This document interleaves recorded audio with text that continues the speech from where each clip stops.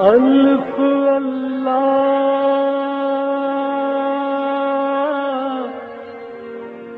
چمبے دل بوٹی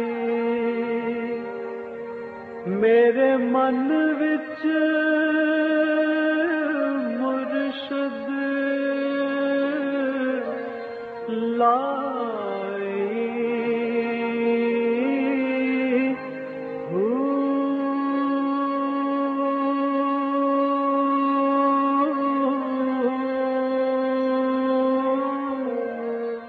بسم اللہ الرحمن الرحیم۔ السلام علیکم، پروگرام المرشد اور میں ہوں منور عتیق۔ ناظرین محترم، آپ کے سوالات ہیں اور رہنمائی کے لیے ہمارے ساتھ موجود ہیں ہمارے بہت ہی محترم جناب حضرت امیر محمد اکرم اوان صاحب۔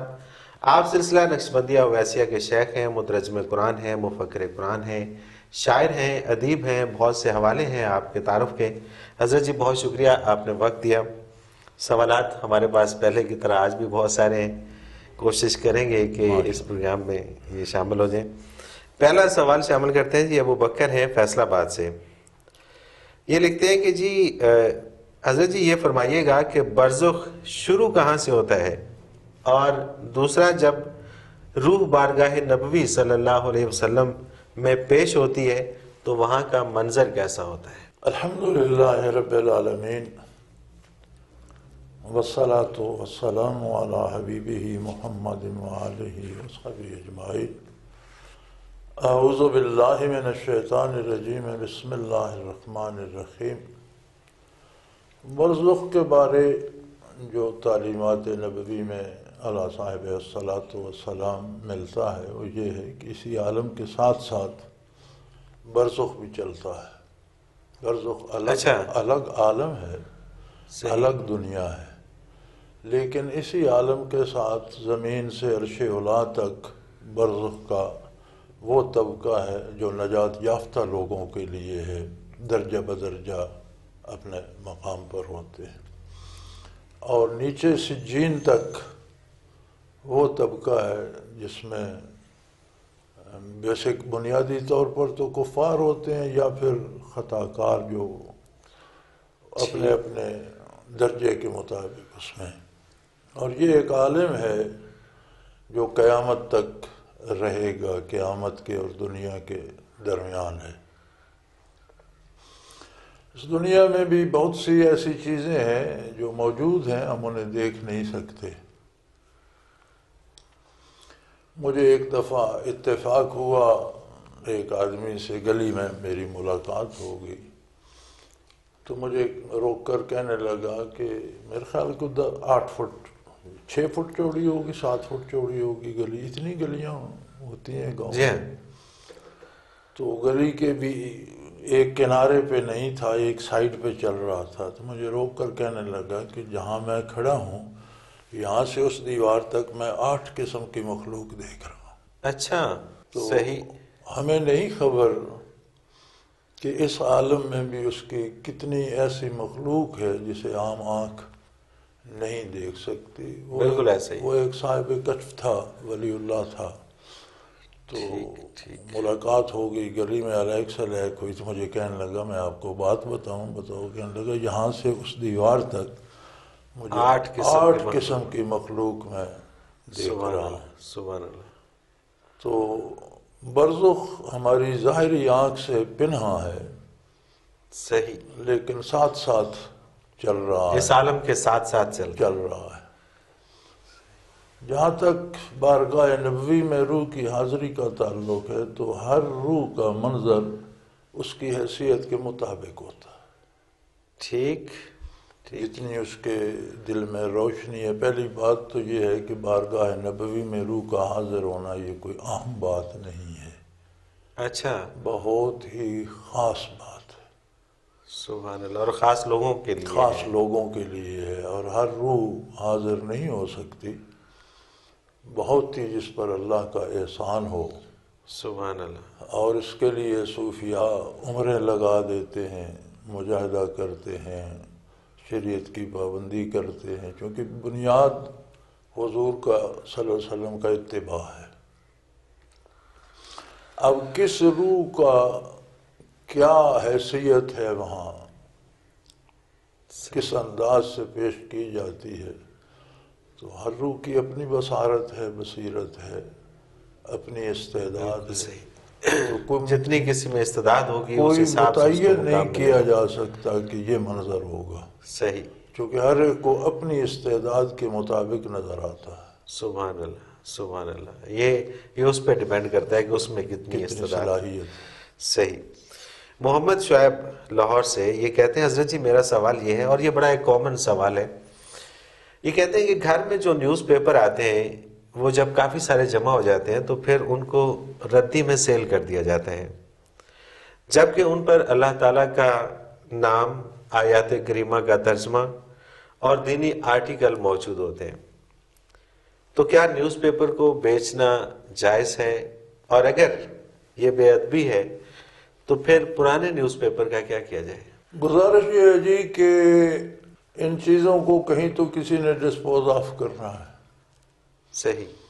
اور یہ اچھی بات ہے کہ دینی موضوعات پیپرز میں بھی آتے ہیں، لوگوں تک پہنچتے ہیں. اب یہ آگے جو نیوز پیپر خرید کر استعمال کرتا ہے یا جو بیچتا ہے، اگر اس نے احتیاط کرنی ہے تو ایسے صفحات جن پر دینی ہوں یا آیات کے تراجم ہوں نکال لے، انہیں الگ سے جلا دے، تلف کر دے. صحیح. اور یا پھر جس نے خریدا ہے وہ یہ کر لے، جس نے ردی خریدی ہے وہ یہ خریدی ہے کام کرے. وہ بھی تو مسلمان ہے. بالکل صحیح. کیونکہ ملک مسلمانوں کا عموماً تو اکثر تو مسلمان ہی ہوتے ہیں. تو وگرنہ ان چیزوں میں وہ اثر نہیں رہتا. اچھا. جن کاغذوں پہ آپ آیات لکھ دیتے ہیں تو وہ جو انوارات ہیں اس میں وہ نہیں رہتے، اس میں وہ نہیں رہتے، اس کی جو کیفیات ہیں وہ نہیں رہتی. صحیح.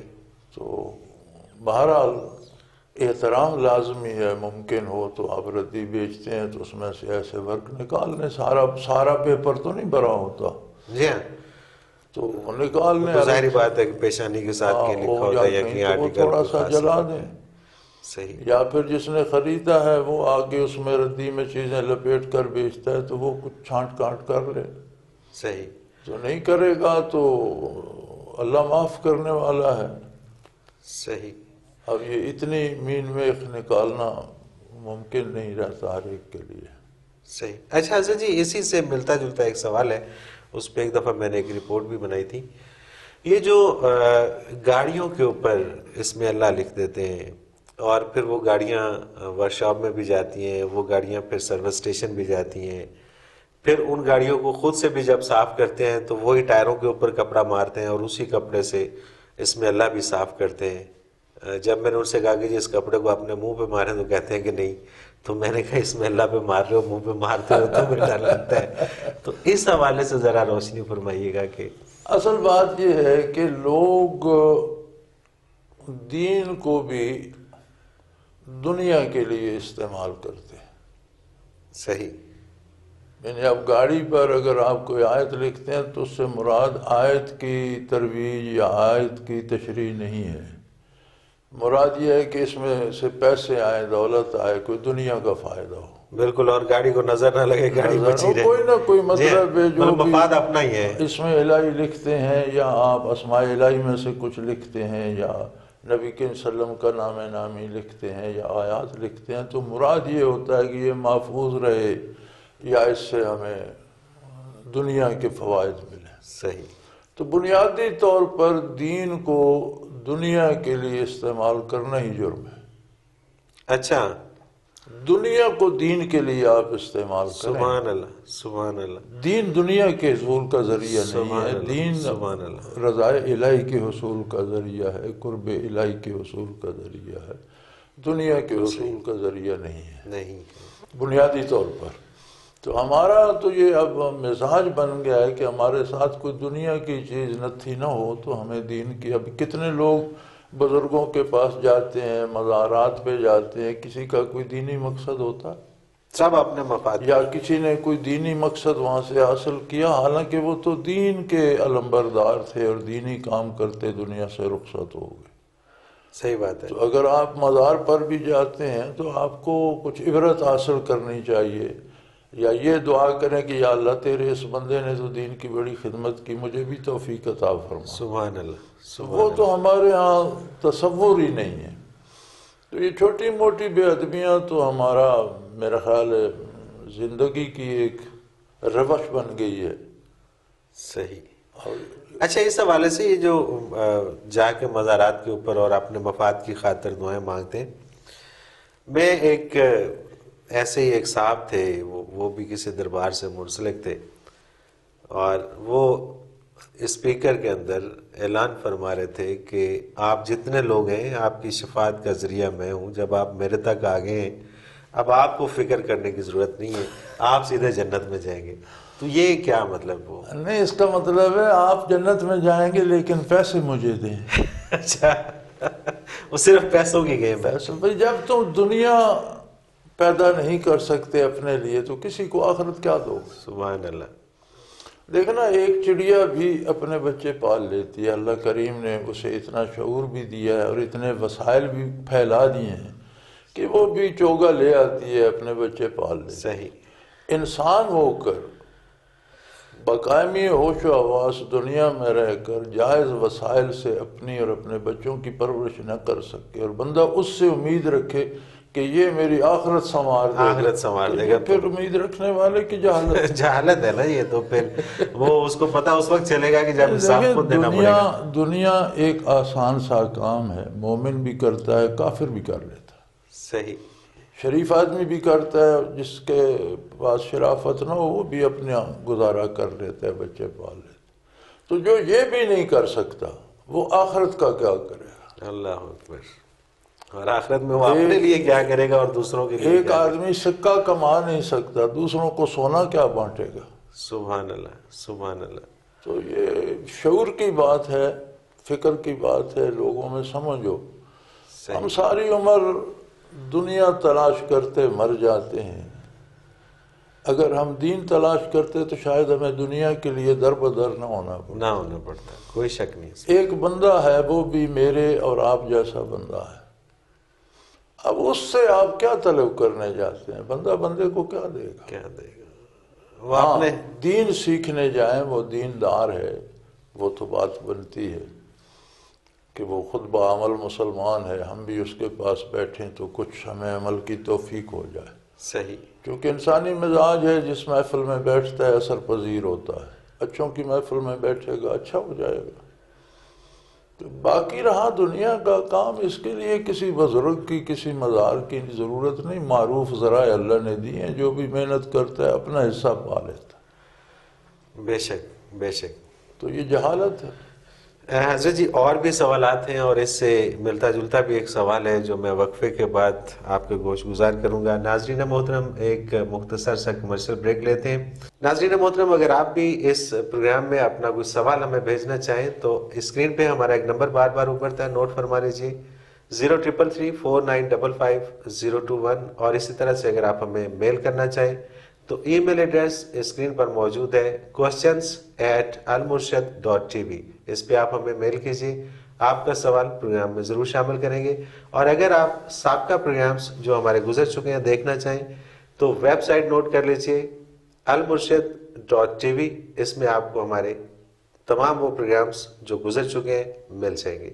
اس کے ساتھ ہی ایک کمرشل بریک لیتے ہیں، اس کے بعد حاضر ہوتے ہیں، ہمارے ساتھ رہیے گا۔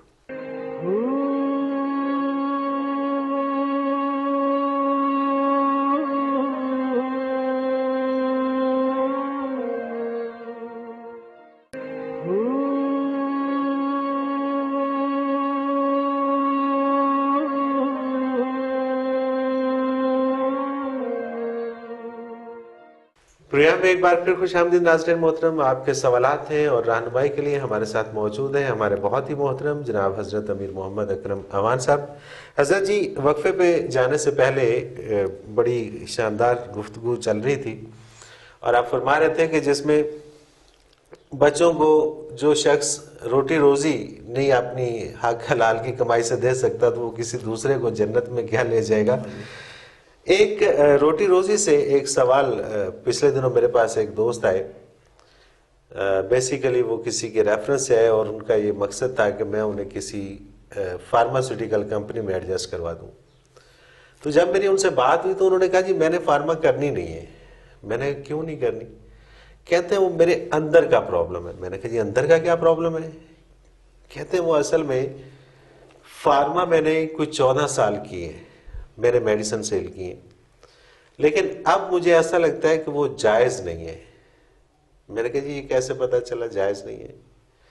کہتے ہیں کہ یہ وہ جو میڈیسن مینوفیکچر ہوتی ہے تو اس کی جو مینوفیکچرنگ کاسٹ ہے وہ 10 روپے ہے، اس کے بعد اس کی جو پرائس ہوتی ہے جو اس کے اوپر پرنٹ ہوتی ہے وہ 600 روپے ہوتی ہے، بیچ میں ڈاکٹر کو 200-300 روپے رشوت دینا پڑتی ہے. تو جب یہ سارے معاملات ہوتے ہیں تو مجھے یوں لگتا ہے کہ میں لوگوں کے ساتھ دھوکہ کر رہا ہوں اور میں یہ جو کمائی یہاں سے کما رہا ہوں یہ حرام ہے. تو میں نے کہا پھر؟ کہتا ہے اب مجھے سمجھ نہیں آ رہی کہ مجھے کیا کرنا ہے. تو اس پہ ذرا روشنی ڈالیے گا کیونکہ بہت سارے لوگوں کا یہ مسئلہ ہو سکتا ہے. بات تو ان کی درست ہے اور یہ ظلم ہے. دوا جو آپ دیتے ہیں یہ محض آپ کی کمائی کا ذریعہ نہیں ہے. اس میں 2 باتیں ہیں. ایک تو یہ ہے کہ آپ کا روزگار ہے. آپ نے 10 روپے کی دوائی اگر بنائی ہے تو آپ زیادہ آپ کے مزید اخراجات ہوں گے، ملازمین کی تنخواہیں ہوں گی، یہ وہ، تو وہ ڈال کر اگر آپ کے 15-16 بن جاتے ہیں تو آپ 20 لے لیں. بالکل صحیح. اب بنیادی طور پر اس 10 کا 600 لینا تو انسانیت کے ساتھ ظلم ہے. کتنے ایسے لوگ ہیں جن کو وہ بیماری ہے اور وہ 20 روپے سے ٹھیک ہو سکتے ہیں لیکن 600 کی دوائی نہیں خرید سکتے. بے شک یہ ظلم ہے. دوسرا یہ ظلم ہے کہ آپ کو پتہ ہے، ڈاکٹر کو بھی پتہ ہے اس کی لاگت اتنی ہے، تو آپ اسے رشوت بھی دیتے ہیں. پھر وہ مریضوں کو خواہ مخواہ وہ لکھتا ہے. جب رشوت لیتا ہے تو کسی کو چاہیے ہوگی یا نہیں چاہیے ہوگی، اس نے تو بیچنی ہے. جی ہاں ایسے ہی ہوتا ہے. تو وہ لکھتا جائے گا. تو یہ دوسرا ظلم ہے.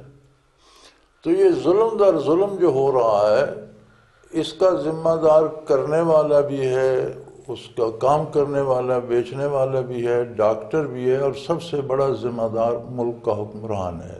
حکومتی ادارے ہیں، حکومتی ایجنسیاں ہیں. حکومت کس لیے ہوتی ہے؟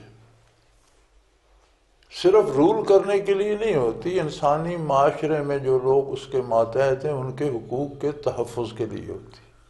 بالکل صحیح. اور یہ انسانی حقوق پر ڈاکہ ہے. اور یہ ہمارا پاکستان میں تو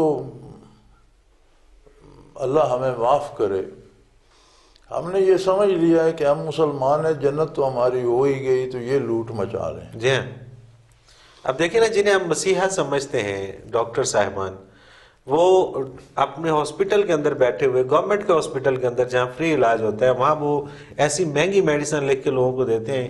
اور کمیشن لیتے ہیں نا ادھر سے، یا لیبارٹری سے کمیشن لیتے ہیں تو کہتے ہیں فلاں لیبارٹری سے ہی ٹیسٹ کرو. جی ہاں. تو یہ سارا ظلم ہے. اب ایک ٹیسٹ کی ضرورت ہوتی ہے 10 ٹیسٹ لکھ دیتے ہیں. پچھلے دنوں امریکہ سے مجھے فون آیا ایک بچی کا، اس کا بچہ ہونے والا تھا. تو میں نے کہا تم پہلے چیک اپ کراؤ، ڈاکٹر کے پاس جاؤ. تو اس نے مجھے بتایا میں ڈاکٹر کے پاس گئی ہوں تو ڈاکٹر کہتے ہیں کہ انتظار کرو 10 دن 15 دن، اگر کوئی مشکل آئی تو، نہیں تو اگر 2 دن 4 دن زیادہ ہو گئے کوئی حرج نہیں. بعض اوقات بچے کی پیدائش میں 2 دن 4 دن ہفتہ 10 دن بھی ہو سکتے ہیں، کوئی 10 دن پہلے پیدا ہو جاتا ہے، کوئی 10 دن بعد ہوتا ہے. تو یہ 10-15 دن کا فرق آ جانا یہ کوئی بات نہیں ہے. ہاں کوئی اگر یہ ہوا کہ کوئی بالکل ہی سمجھا کہ نارمل طریقے سے بچہ نہیں ہو سکتا تو پھر آپریشن کریں گے. کرنا نہیں، انتظار کرو. اور پھر الحمدللہ اس کا بچہ نارمل طریقے سے ہو گیا. کو 15 دن بعد ہوا، جو اس کی ایکسپیکٹیشن سے، جو اسے توقع تھی کہ اس اسٹیج پہ ہوگا، اس سے 10-15 دن بعد ہوا نارمل. انہوں نے آپریشن نہیں کیا. یہاں کسی کو چاہیے ہو یا نہ چاہیے ہو، ہر بچہ ہی آپریشن سے پیدا ہو رہا ہے. بالکل ایسے ہی، بالکل ایسے ہی. ڈاکٹر صرف فیس لینے کے لیے کہہ دیتے ہیں یہ سارا حرام ہے اور اس کا مواخذہ ہوگا اور اس سے بچنا چاہیے. اور لوگوں کو بھی اللہ پہ اعتماد کرنا چاہیے. ہماری نسلیں گھروں میں پیدا ہوئی، کوئی دائی بھی نہیں تھی. ہماری مائیں دادیاں بڑی بوڑھیاں ہی دائی ہوتی تھیں. کوئی ڈاکٹر نہیں آیا، ہمارے ساری اولاد ایسے ہی ہوئی۔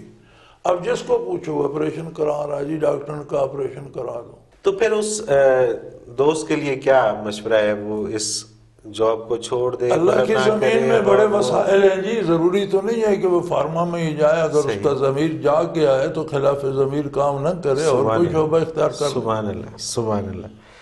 دنیا میں بہت سے کام ہیں جی، کوئی شک نہیں۔ چلیں جی، یہ تو ایک لمبا ٹاپک ہے اور اس پہ اگر 4 بھی پروگرام کریں تو کم ہے، کیونکہ جتنی لوٹ مار یہ ڈاکٹر حضرات کرتے ہیں، یہ اس پہ جتنی بات کی جائے کم ہے۔ چودھری سعید ہیں جی چکوال سے، یہ لکھتے ہیں کہ تلاوت کلام پاک کے لیے وضو کرنا ضروری ہوتا ہے، اور دوسرا یہ کہ جب قرآن پاک کو چھوا جائے یا قرآن پاک ہاتھ میں لیا جائے تو کیا وضو کرنا لازم ہے؟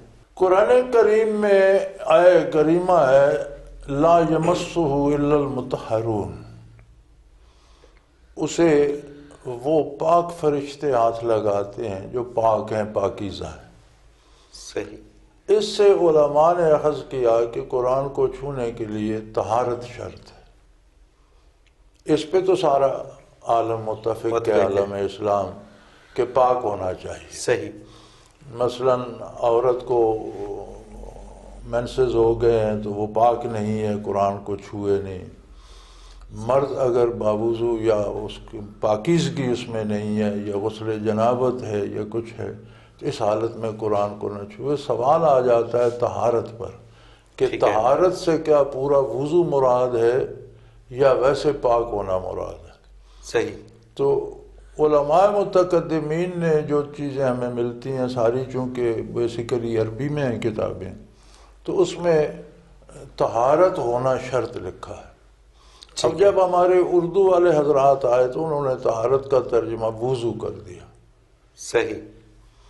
اور اس سے میری اپنی ذاتی رائے میں بہت سے قرآن پڑھنے والوں کو پڑھنے سے محروم کر دیا، چونکہ ہر بندہ ہر وقت باوضو رہ نہیں سکتا۔ جب ہم طہارت کا مفہوم قرآن سے تلاش کرتے ہیں تو اصحاب جو مسجد قباء کی بستی تھی، تو ان کے بارے اللہ کریم نے نازل فرمایا کہ یہ لوگ جو ہیں یہ متطہرین ہیں، یہ پاک رہنا پسند کرتے ہیں، یہ طہارت پسند کرتے ہیں، اور واللہ یحب المتطہرین، اللہ طہارت والوں سے محبت کرتا ہے۔ سبحان اللہ۔ تو نبی کریم صلی اللہ علیہ وسلم نے جب یہ آیہ کریمہ نازل ہوئی تو ان سے پوچھا کہ بھی تم کیا طہارت کیا کرتے ہو، تم ہر وقت باوضو رہتے ہو یا کیا کرتے ہو؟ تو عرض کی یا رسول اللہ، ہمارا اس بستی کا مزاج یہ ہے کہ جب بھی ہم رفع حاجت کے لیے جاتے ہیں تو ہم طہارت پانی سے کرتے ہیں۔ صحیح۔ ورنہ تو طہارت مٹی کے ڈھیلوں سے بھی ہو جاتی ہے، جی جی، لیکن ہم پانی سے طہارت کرتے ہیں۔